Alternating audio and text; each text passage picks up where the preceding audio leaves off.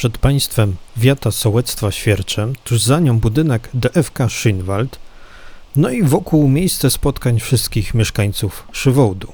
Opiekunowie tego miejsca przy wsparciu Stowarzyszenia Opowiadamy postanowili zadbać o kolejny kawałek tego miejsca, tworząc tam łąkę Całe kwietną. te ziele będzie zniszczone, wszystko to potem wyczyścimy, wysprzątamy i tu powstanie ładna łąka kwietna, będą jeszcze nasadzenia, drzewka, roślinki i tak dalej.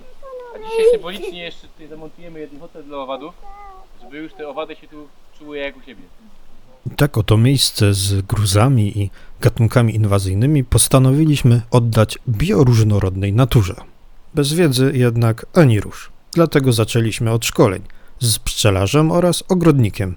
Wydawać by się mogło, że na wsi to wiedza podstawowa, jednak parę mitów musiało zostać obalonych. Młodsze pokolenia natomiast najpierw inspirowały swoją sztuką do tworzenia łąk kwietnych, a później stworzyły.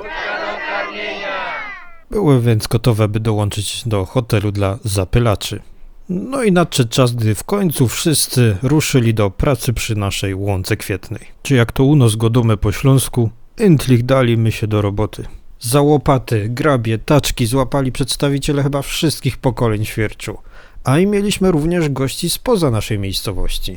Jako autorzy projektu mamy wielką nadzieję, że wszyscy uczestnicy, ale i nie tylko uczestnicy, zainspirowali się i również przy swoich domach stworzą takie piękne ogrody pełne bioróżnorodności i szacunku dla natury.